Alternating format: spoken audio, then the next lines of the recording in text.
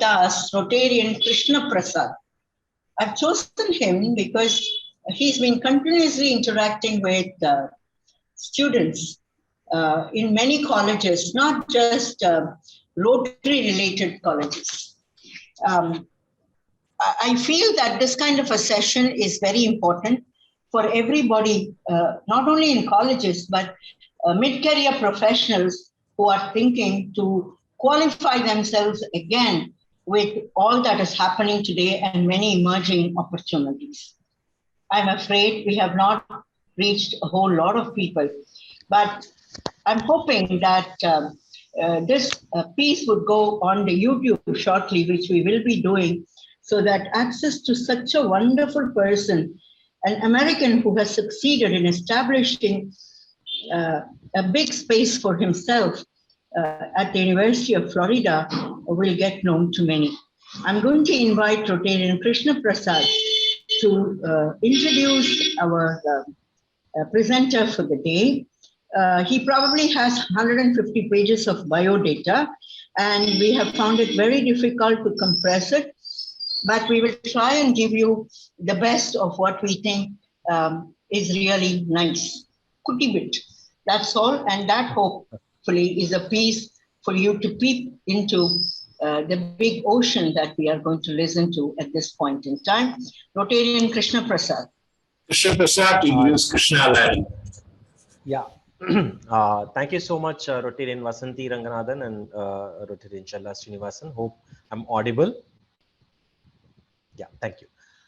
It is indeed a great privilege for me to introduce someone who has an illustrious career and who has born and brought up in India and has reached peak in his area of specialization. It's indeed an honor and privilege, and I'm lucky to read out the professional achievements of Dr. Krishnaswami Alladi, though it was presented to me with 22 pages. So I tried to minimize and highlight the recent ones, because if I start mentioning all the details, what achievements he has accomplished, then I think he will not have his time to interact with all of you. So Professor Krishnaswamy Alladi is part of the University of Florida and in the Department of Mathematics. He has got his PhD in 1978 and has done his MA in 1976. And in 1975, he has graduated from Madras University, clearing his Bachelor of Science. His research interests include number theory, analytic number theory, sieve methods, probabilistic number theory, Diophantine approximations, partitions, and hypogeometric identities. His professional experience include: he was a research assistant professor at University of Michigan in Ann Arbor at Michigan. And he has visited many institutions like Institute of Advanced Study, University of Texas, University of Hawaii, Institute of Mathematical Sciences in Chennai, University of Florida. He's a professor at University of Florida till present, and he's a visiting professor at Pennsylvania State University.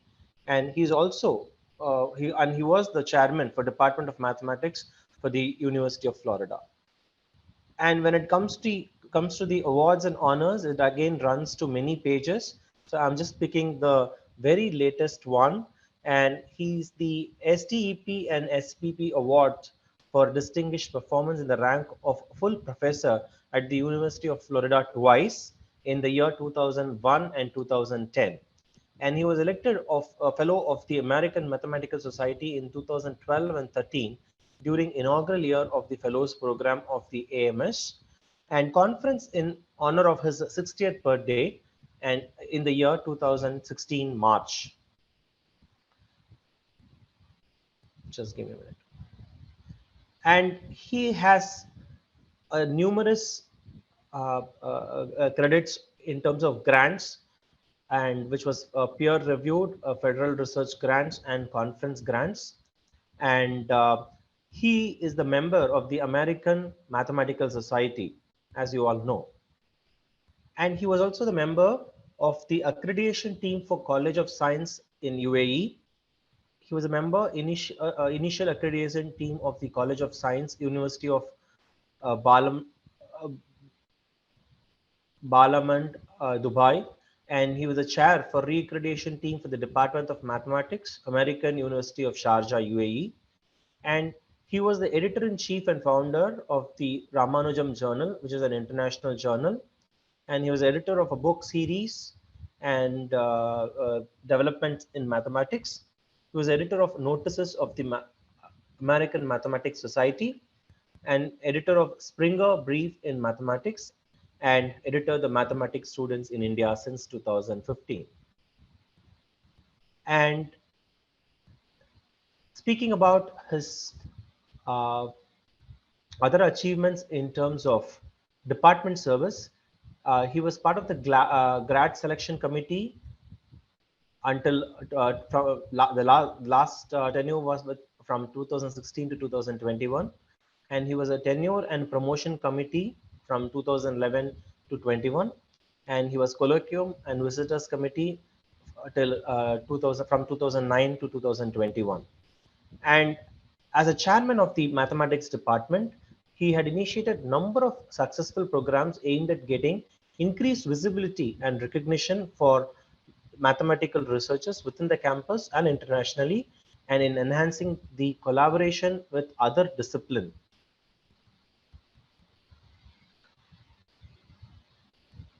And just a minute, since it runs to pages, I'm just checking one by one. And he has numerous publications published, accepted, and submitted, which is over 80 plus. To be precise, at 82 as per his curriculum vitae. And he has more than 5 book reviews to his credit.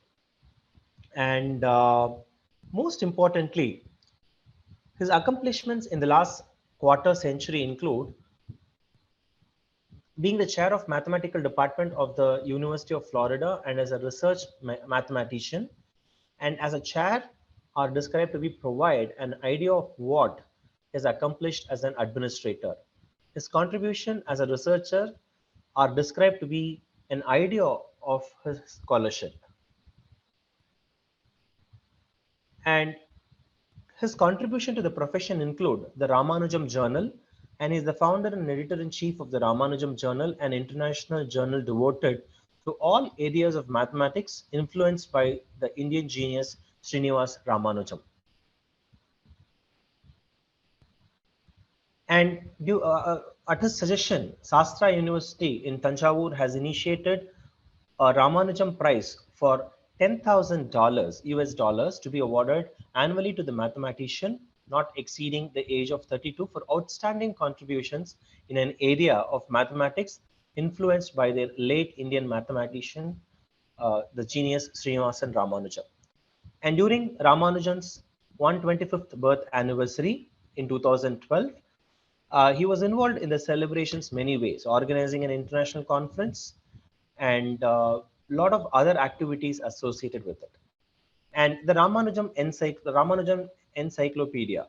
His latest venture is the Ramanujam Encyclopedia, which is to be published by Springer, and he's one of the 4 chief editors along with George Andrews and Bruce Burt and Kern Ono. The 1,000-page encyclopedia will have about 300 articles dealing with everything important related to Mr. Ramanujam, his life, his mathematics, the people who played a vital role in his life and career, etc.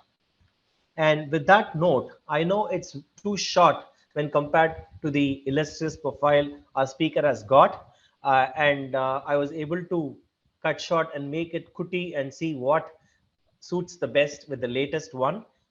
And without much further ado, it's over to the speaker, Mr. Krishnaswami Alladi. Thank you so very much. Thank you, Krishna Prasad. That's a wonderful intro. Lovely. Thank you. Dr. Krishnaswami Alladi, can go ahead. Make your speech. You are on mute. All right. Well, first of all, my thanks to Rotarian Srinivasan, Chala Srinivasan, as well as Rotary program for inviting me to say something about American universities and the opportunities here in this wonderful program, Vidyarthi. Thanks to Rotarian Krishna Prasad for the introduction. I feel somewhat embarrassed at the fact that he went through many details, but it's very kind of him to do so. And also thanks to Rotarian Vasanti for her kind words at the beginning. Now, I'm quite familiar with the many laudable programs that Rotary International is conducting worldwide. And of course, it's a concept. Rotary was a concept that started in the United States, and now it has spread all over the world. And in particular, India has so many clubs. And India is really forging ahead as one of the top countries as far as Rotary work is concerned. So I'm very happy about this particular program, because coming from the realm of education, especially, I feel that literacy is something that ought to be emphasized, especially when all over the world we hear of so many problems. But I think it is very important to focus on literacy, because that is something that can only improve all of us as far as individuals are concerned, as individuals, and improve our way of life as well. Now, America is often referred to as the land of opportunities, and it has always been a land of opportunities and continues to be a land of opportunities, and especially in the sphere of education. Students from all over the world come to the United States for higher education, and especially in large numbers from India and China. Now, the majority of these students who come here for higher education actually continue to stay in this country, become permanent residents, and in many instances, become citizens. So the fraction who actually return back to their homeland is relatively small, and definitely small for a country like India. So most of our Indian students actually continue to stay here and gain permanent residency status. So that's also because of the opportunities that this country provides in terms of jobs, in terms of their professional development. Now, I'm going to focus on students who come here to pursue degrees in science, and that includes engineering. And I'm going to do this for two reasons. Reason one, the students who come here to pursue science degrees are the vast majority of the students who come here. I'm not saying that you don't have students coming here to pursue degrees in humanities or law and so on, but that is a relatively small percentage. The vast majority are students coming here to pursue degrees in science, and that includes engineering. The second reason I'm going to focus on this is because as an academician, I am more familiar with programs in science. I'm not so familiar with programs in the humanities or in law and other fields for me to make very precise statements about how the opportunities are provided in those disciplines. Now, having said that, as a start, let me emphasize that as far as school education is concerned, and when I talk about school education in India, I'm talking about English medium schools. I'm not talking about schools in the local medium.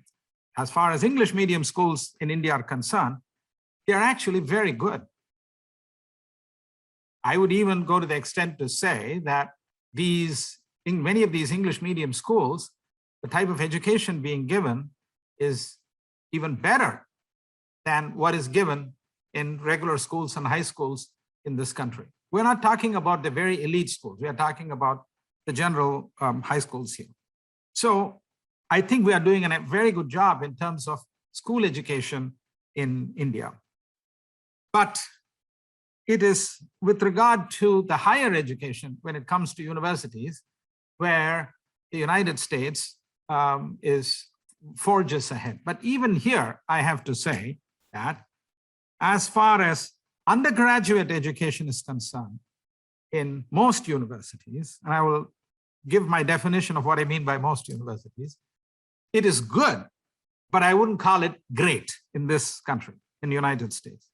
It is really in graduate education, which I mean master's and PhD, where the United States forges ahead and is vastly superior to what is offered in most other countries, including India.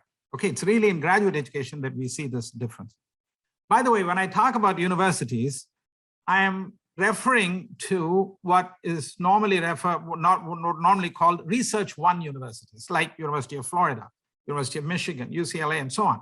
So these are all universities which have solid research programs and at the same time have a strong commitment to teaching. I'm not talking about the very top tier elite universities like Harvard or Princeton or even UC Berkeley, where they are so good that they can set their own rules and they have exceptionally high standards.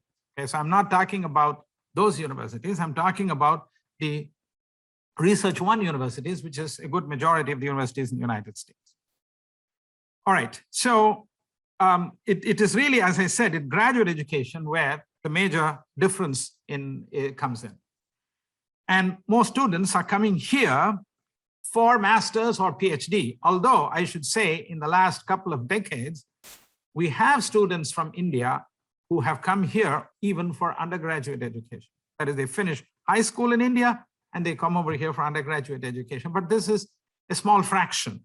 And these are exceptionally talented students who are coming here, or because of the high cost of undergraduate education, here they are coming from very well-to-do families who can afford to send their kids even at a very early stage.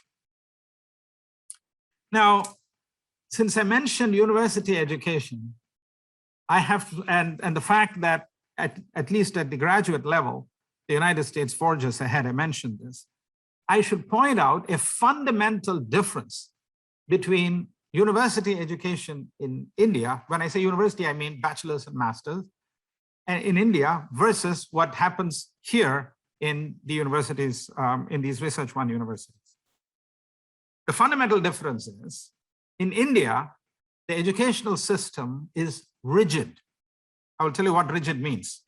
Whereas in the United States, the educational system is flexible. So what do I mean by rigid? By rigid, I mean that when you join, let us say, the bachelor's program or a master's program in India, you have to, at the point of admission, determine what your major field is going to be. Let us say it is physics. Once you have determined that, and once you have entered that domain, you are fixed. You cannot get out after second BSc and say, I want to complete and get a bachelor's in mathematics. It's a track which is determined upon your entry into the program. Now, this is good if you know exactly what you want to do. Like I knew I wanted to be a mathematician and therefore I joined BSc Mathematics. So I did not have any doubts about later moving to physics or moving to chemistry. So if you know exactly what you want to do, then this is fine. Now, in the United States, the situation is complete flexibility.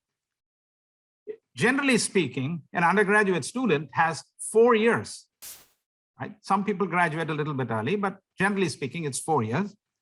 You have up to the end of the second year to really determine what your major is going to be. In fact, I will tell you, since I have taught calculus classes, the vast majority of students in my calculus classes will say that they are engineering majors. They are first-year students, but a good number of them later become majors in the liberal arts and sciences. So not only are they shifting discipline, they also are shifting from the College of Engineering to the College of Liberal Arts and Sciences, or maybe even vice versa. So the point here that I mention is that there is this complete flexibility, because until you start taking courses, it is not very clear to you where your real talent lies and what you really want to pursue. So the United States provides that flexibility.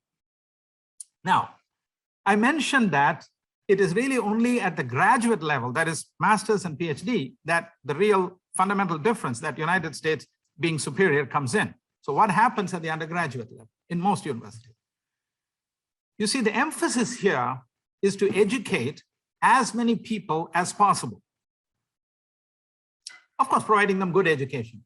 But because you are putting emphasis on educating a large number of people, some compromises have to be made.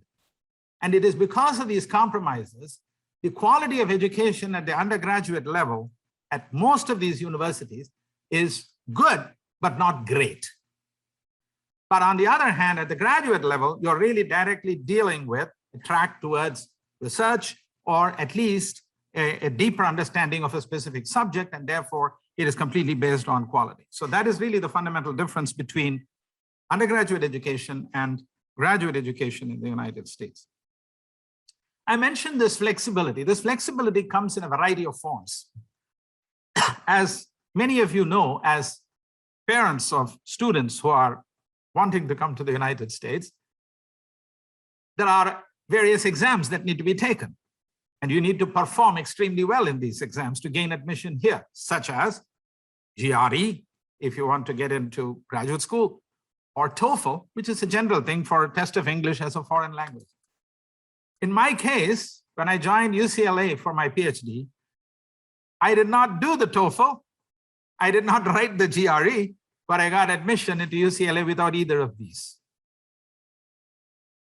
Why? Because for whatever reason, I was doing some research on my own, and the fact that I had letters of recommendation from some leading professors, they waived this TOEFL and the GRE.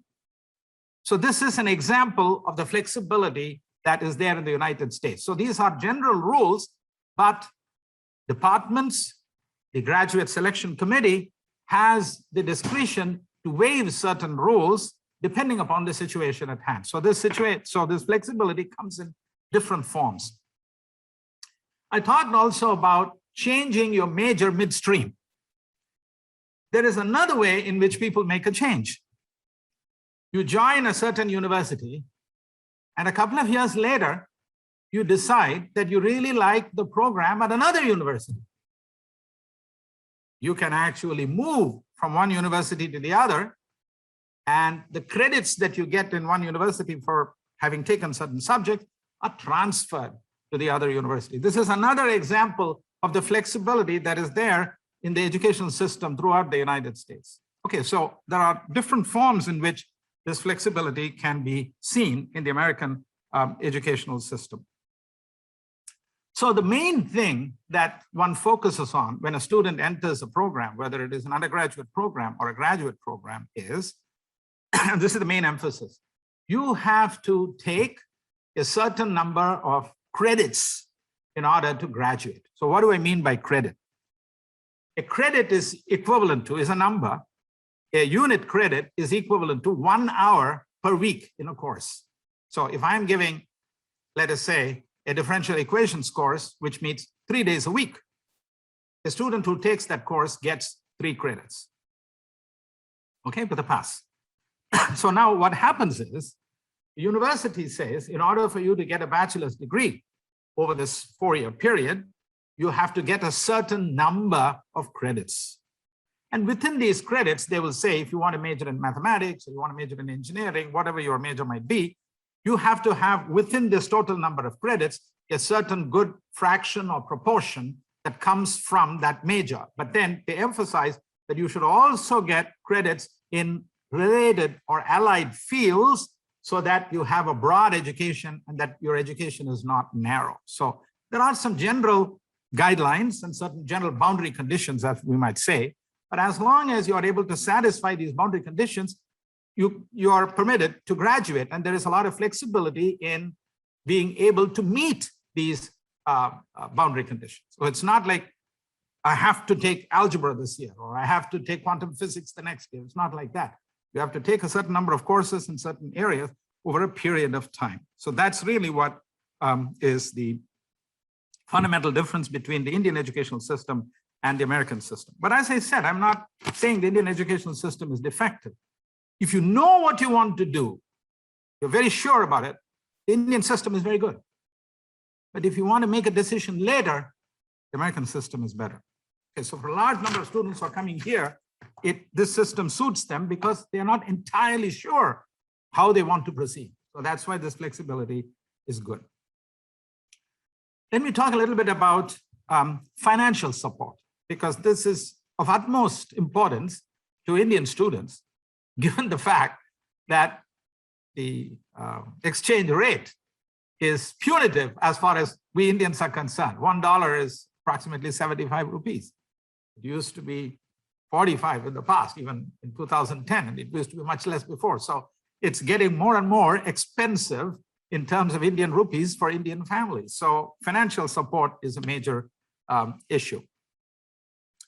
In the, and here I will only talk about graduate education, master's and PhD. So in the science and engineering departments, financial support to students is generally not given at the time of admission. You are admitted, but the financial support is not generally given at the time of admission. So when is this given? What these departments do is they observe the performance of the student, either in the first semester or through the first year, and based upon the successful performance, they provide this financial support in the form of a research assistantship, starting from either the second semester of the first year or from the second year onwards. The situation in mathematics is very different. When we admit foreign students, we admit them only with financial assistance. So if you join a mathematics program and you are admitted for the master's, for our PhD program, you will get full financial aid, generally speaking. This very rarely is it without a financial aid. So why is there this difference? Now, this difference is because in the science departments, and as I said, that includes engineering, the professors they have a research program, but in order to conduct the research program, they have to conduct experiments in laboratories or in the field. Okay, so they have to conduct these experiments. And in order to conduct these experiments, they need a body of graduate students to work in the labs or to go out to the field and perform these experiments to get the data that will support their research program. So that is how research is conducted in the sciences and in engineering. There is, of course, theoretical physics. That's sort of an exception, and it is more like mathematics. Okay, in physics, there is theoretical physics. I'm talking about experimental physics, the subject like chemistry or the biosciences or engineering. So the students who get financial support in the sciences and engineering are given what are called research assistantships. So they are assisting the professors in a certain established research program. Okay, so they work in the labs or they do this field work. So they're given these research assistantships. Now in mathematics, and the reason that these departments wait for 1 semester or 1 year is these research programs are funded by federal agencies like the National Science Foundation or the Department of Health or the Department of Energy, or they could be funded by industry. So the professors are getting funds, research funds, to conduct this program, and therefore they just cannot put any student in the lab to work with them and perform these experiments, because if something goes wrong, they are answerable to that funding agency. So they very carefully observe the performance of the student after they have come here, even though you may have done extremely well in an IIT or in some college in India and you're applying here. They want to see how you function during the very first semester or during the very first year here. Once that is satisfactory, then they give you the research assistantship. But here I want to say, Indian students actually do very well. Why? Because the students who have come here are not only the very best coming out of India, but they have faced enormous obstacles in the Indian educational system. We all know it's not easy to get admission into colleges in India. So you have to excel in your performance in high school. You have to excel in order to get to college. You have to excel in your performance in the undergraduate program to get into the graduate program. So these students are already used to work so hard to excel in their performance. So most of the time, they do very well during their first year, and they end up getting these research assistantships. But what it means is, when they arrive here, they should arrive with a guaranteed 1 year of financial support from back in India. And this is quite a bit, as I said, because you're converting US dollars to Indian rupees. Now, the situation in mathematics is different. Why? Because in mathematics, our grants are mostly individual grants. So if I get a grant, it pays my summer salary, it pays my travel for a few years, then I have to reapply for the grant. It's not paying for a lab, because I don't need a lab to conduct my research in number theory. Okay, of course, some applied mathematicians do have labs, but it's a much smaller lab compared to what they have in the sciences. So our support is given mostly in the form of teaching assistantships to the students. Why? Every student in the sciences needs to take basic mathematics courses, calculus, differential equations, analytic geometry. These courses are absolutely essential for all the science students. Therefore, the mathematics department, in addition to conducting research, is fundamentally committed to teaching. And in order to teach, especially calculus, where the class size is large, the professor needs a graduate student to assist him or her in going and meeting the undergraduate student, working out the problems, conducting exams, and so on and so forth. And that is why these graduate students are teaching assistants to various professors. So we give teaching assistantships, not research assistantships, but teaching assistantships. We have a few RAs, okay, but most people are TAs. Now, I must say both forms, whether it is teaching assistantship or graduate assistantship, they pay complete expenses. They'll pay for your living and they'll pay for your tuition, and therefore all your expenses are paid, regardless of whether it's a research assistantship or a teaching assistantship. They're pretty well paid, so one doesn't have to worry about that. As I said, the difference is in mathematics, we give it at the start. But even here, I have to say one thing. In mathematics, if you are entering our program and you say you only want to do a master's degree and leave, chances of getting a teaching assistantship are very small.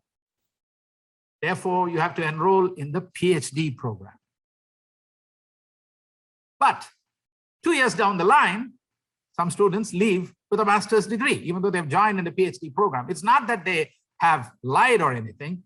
They got to pass certain qualifying exams, and those who don't get a high pass often leave with a master's degree. Now, this thing about master's versus PhD, I have to make a difference. I have to emphasize something as far as the sciences are concerned and what mathematics is. In the sciences, most students who get a degree are going to industry. They are going to work in some company. Relatively few are actually going to academia and becoming professors. Only the very best go into academia and become professors in that discipline. Most of the other students go to industry. And in industry, often PhD is considered to be overqualified. And it's simple, also psychological issue. You're a PhD and you're working in industry and your boss is a master's degree. There is sometimes the tendency of the student who's a PhD to sort of, I won't use the word throw his weight around, but to say things that the boss may not appreciate. So PhD is considered to be a little bit of an overqualification in industry. So they actually prefer master's students.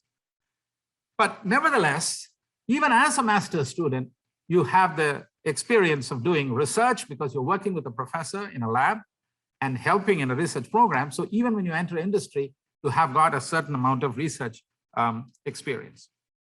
Now, here, I also have to say that when a student is enrolled in a graduate program in the sciences, they have an opportunity of what is called internship in industry. So in other words, you could be working in chemical engineering and getting a PhD or master's. In between right in the middle of the program, let's say if it's master's, it's 2 years. If it's PhD, it's 4 or 5 years. Right in the middle of your program, the professor who, let us say, has funding from a certain industry would send 1 or 2 students in his program to that particular company to actually work in that company for a semester. So this is called an internship in industry. So this is direct hands-on work, not just work in your lab. You're actually going to that company, and in that actual place, you are doing some work. And of course, you are communicating back with your professor in connection with that research project.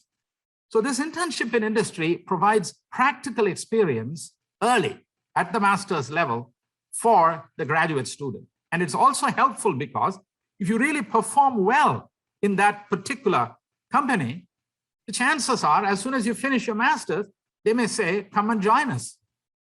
So it also provides a job opportunity.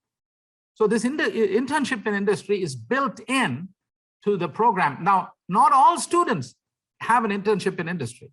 If you have an internship in industry, it compensates by saying you can get fewer credits, because the internship in industry is given a certain number of credits, and that is part of the program, total number of credits that you are going to get in the program. So again, this is another example of a flexibility, but this is something actually very good, which happens in the sciences. Now, mathematics has learned from this. In our departments, we have applied math programs, like in University of Florida, we have an applied math program. And some of our applied mathematics students do an internship in industry. And so we also increase the flexibility by saying that if you are in the applied math PhD program, and if you do some internship in industry, that will compensate for, you can get a certain number of credits for that, and that goes towards your PhD. So what happens to mathematics students? Some of them do go to industry, but the number is much smaller compared to the sciences. So most of these students take up teaching positions. If they're really good, they end up in Research 1 universities. So after I finished my PhD at UCLA, I went to University of Michigan, and then University of Texas, Hawaii, and then I landed here at the University of Florida. So it was all in Research 1 university.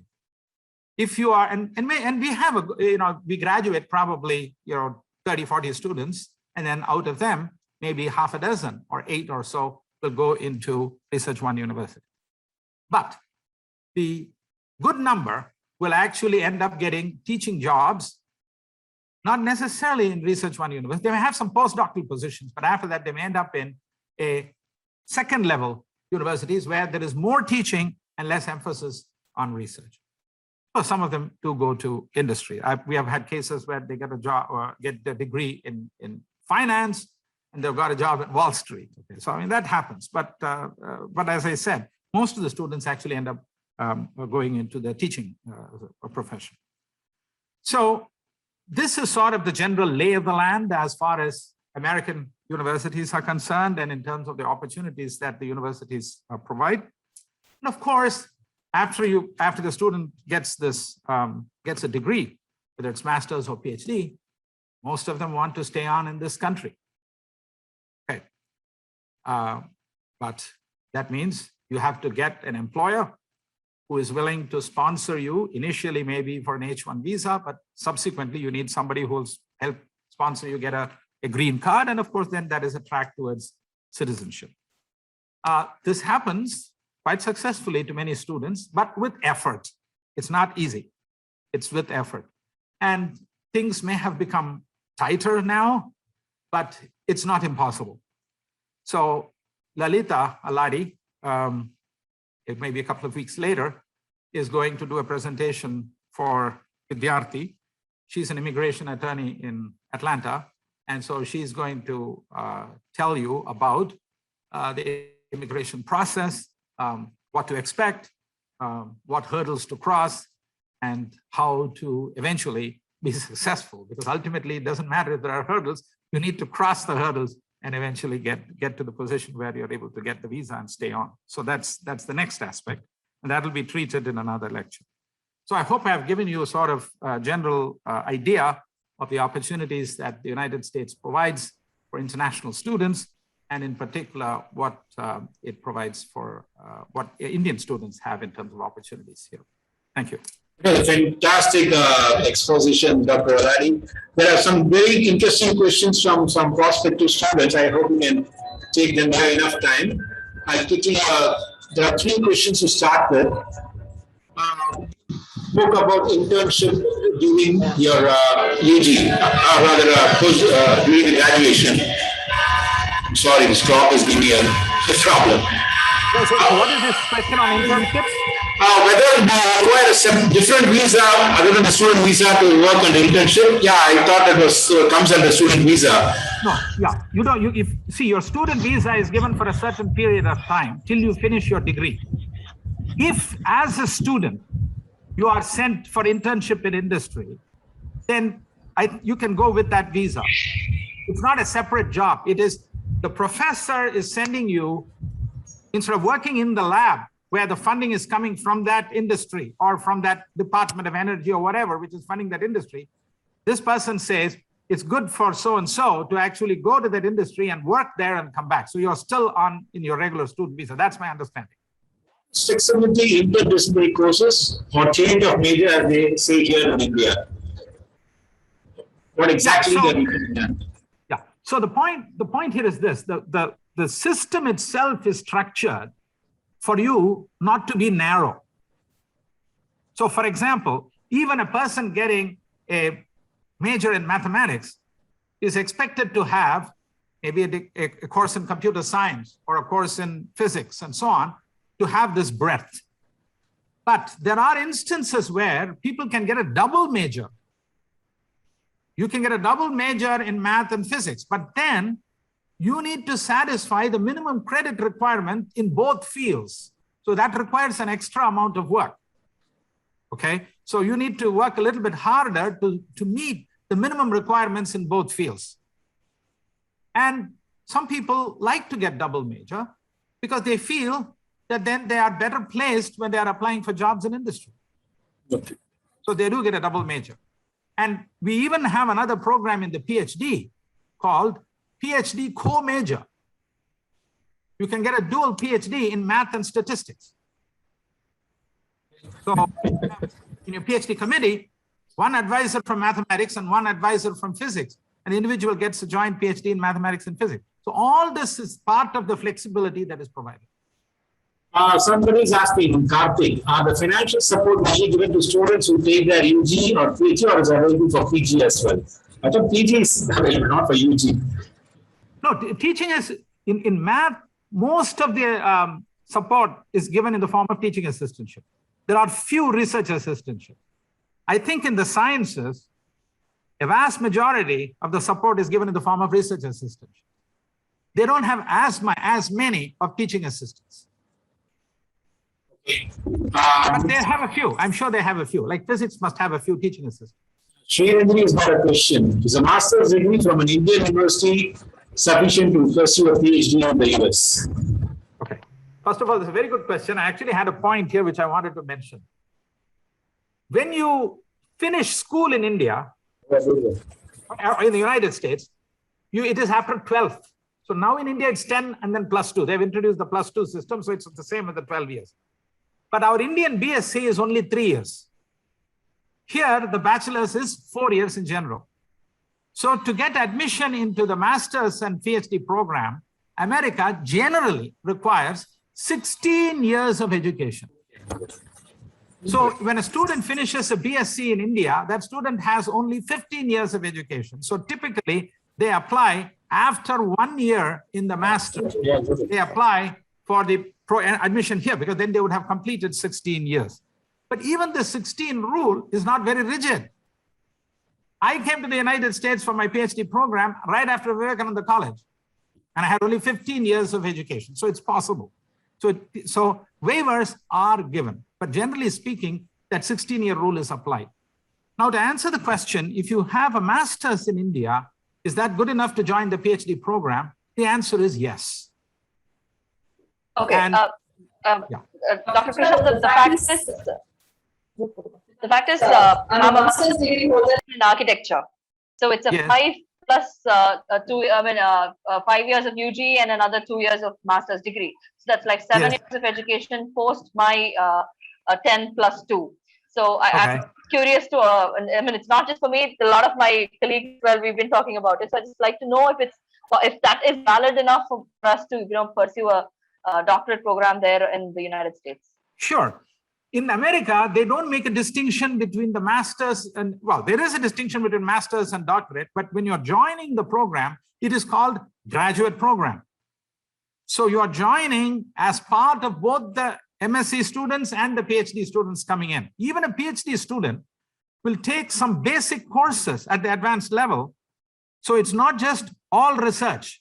See, in India, your masters are done in regular colleges. I went to Vivekananda College. Of course, I got out with a bachelor's, but some students go on to do a master's. You then go to Indian Institute of Science or Tata Institute or any of these places, or even a university to do your PhD, but PhD is all research. Whereas here, even if you join the PhD program, you have to do a certain core courses in that field, just as the master's students are doing. But then after that comes the distinction. Master's thesis versus PhD thesis. PhD thesis is a lot more your own original work. So what you're describing in your architectural program, I'm more or less sure is good enough to join a PhD program in this country. Thank you. Thank you, sir.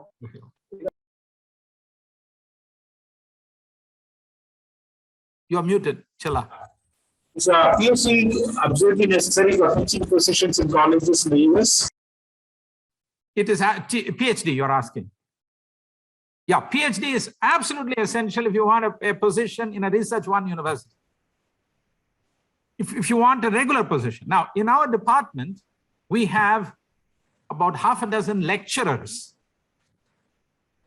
These people have stayed on for many years, but their contract doesn't say it's permanent. They are renewed. These people teach lower level undergraduate classes, like entry level calculus 1. They even teach calculus, higher calculus 2, but they also mostly teach analytic geometry, introduction, pre-calculus, things like this. So they are called lecturers, and some of them have master's degree. Okay, so when you're talking about position in a university, if you're talking about research combined with teaching, which is the regular position where you get tenure or permanent status, then your PhD is absolutely essential. Mr. Alladi, sorry, Rotary Srinivasan. Mr. Alladi, I just wanted to understand, will the new education policy brought in by the government of India be solving the issue that you had earlier quoting, the 3-year degree, 4-year degree, jumping from one stream to another stream, and making it flexible for the students to choose the right career opportunity that they're looking for? First of all, I'm not very familiar with the new education policy in India for me to make a comment. So that's why I can't say anything till I have actually read that policy or understood that policy.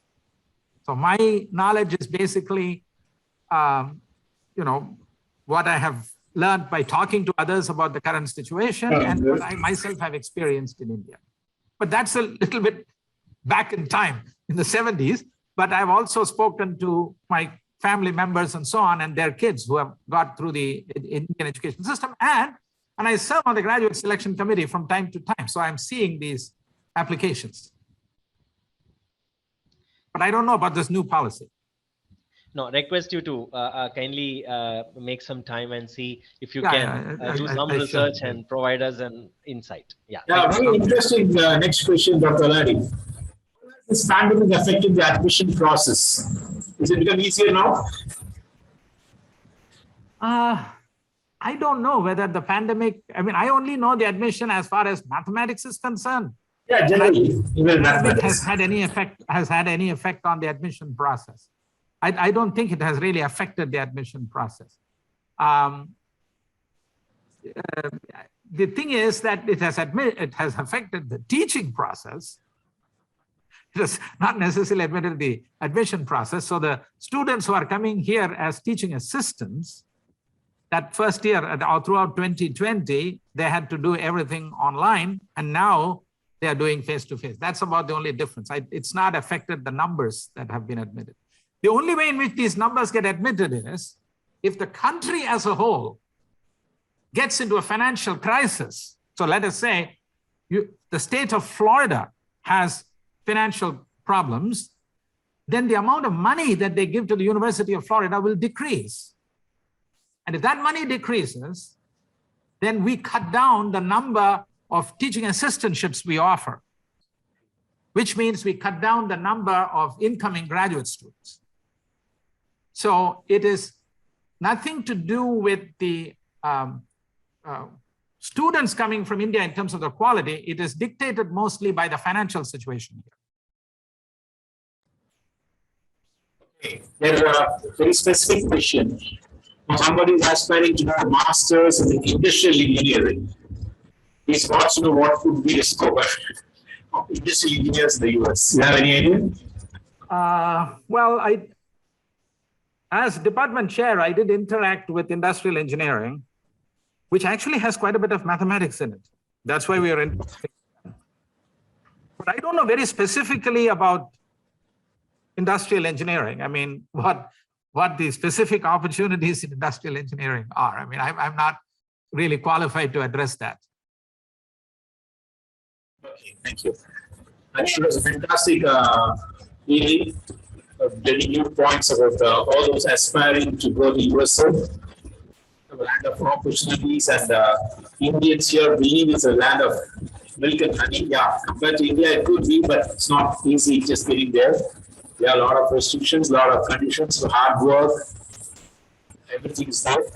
I'm sure the students have got a bird's eye view of how to approach for their admission. Their experience in the US would be once they become a student there. Now, leave it to Vasanthi to say a few words. Vasanthi, you said that you have a lot of things to talk today, Vasanthi? Sure. So she's sitting in a rain affected area now, so maybe her signal is poor. She just told me it's raining cats and dogs near Chambrambakam. And anyway, it's been a fantastic evening, sir. Thank you for joining us. And before Vasanthi joins us, I would like to give it back to Krishna Prasad. Would like to do some closing remarks before Vasanthi joins us. Okay, Krishna Prasad, you're there? Yes, yes, yeah. I'm there. Sir, it is indeed an honor, a privilege. A person who actually, sorry to use this word, who does not like maths during my school days, and hence I chose commerce and then go on to become, commerce graduate and then HR. So interacting with you and seeing your illustrious profile, your magnanimity in explaining every single thing to the very, very ground level position, and your honesty about things that you say, I know this, I do not know this, I need to check on this. So this is the example of how a learned person should be, and you are standing as a tall example of how a learned person should conduct himself or herself. So it was indeed a great privilege for each one of us in this conference to having interacted with you, for taking your time and giving us invaluable knowledge that we will have to cherish for our years to come. So thank you so very much. And I believe Rotarian Vasanthi is back, and I'm handing over the rein to her. Yeah, technical people, can you Vasanthi Ranganathan? I'm not able to see her main screen.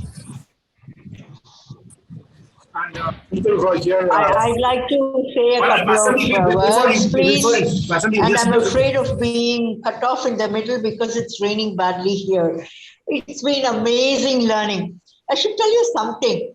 When I was looking at Dr. Alladi, I thought he was a chota person. And Krishna Prasad gave away his age by mentioning the 60th birthday. Now I can understand the volume of work that Dr. Alladi has been doing. The other thing that came to my mind was how realistic was the picture.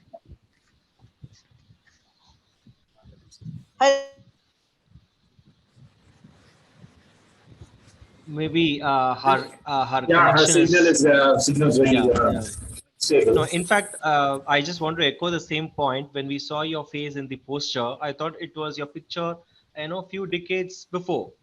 And upon seeing you on the screen, it doesn't look like it has been a picture of last evening or something.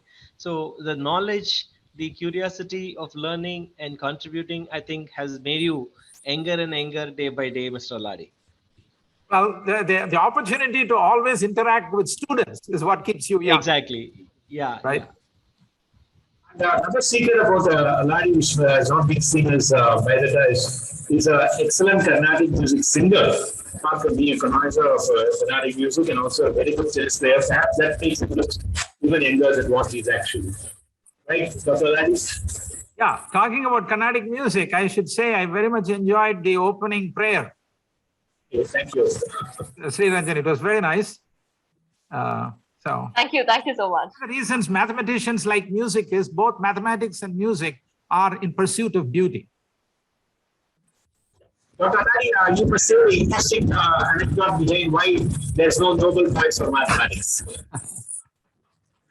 Well, the actual fact is that when Alfred Nobel created the foundation and laid the rules for the Nobel Prize, he said that it has to be some very fundamental work, but of very practical value. So Alfred Nobel, as many of you may know, was the one who found dynamite. In those days, dynamite was found so that you can blow up a part of a mountain to create a tunnel so that you can lay a railway line or a roadway or something for a good purpose. But in the hands of bad people, you know what dynamite does. So Nobel made so much money that he said, I want to do something which is for the greater good. And that's why he created this Nobel Prize. So mathematics was not included in this thing for that reason. Even astrophysics came much later. But there is a story, very interesting story that you might all enjoy. There was a very famous mathematician in Sweden called Mittag Leffler. And he stole Alfred Nobel's girlfriend.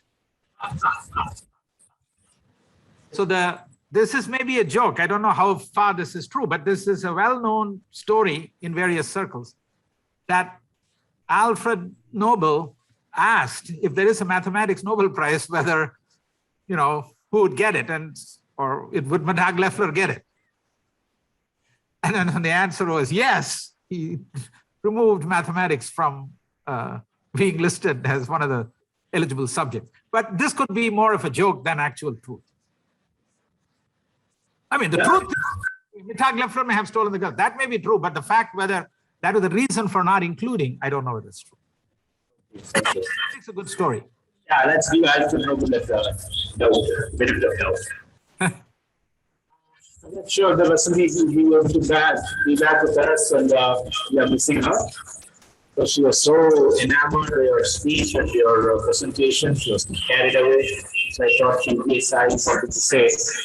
But then I'll take this opportunity to thank you, sir, for being with us this evening. It was a wonderful evening. I think the students were good numbers today. We really enjoyed your presentation. And that's it. Thanks for being with us. And I'm sure we have many more opportunities to interact. And the students, some of them have asked for an email ID. You can just put it in the chat box, Dr. Alladi, they may be able to contact you. Few of them have asked for an email. I think it's Dr. Alladi. Who was it? Dr. K. Alladi, I think. No, Alladi K at ufl.edu. I'll just put it just a minute. Alladi K. Just a minute.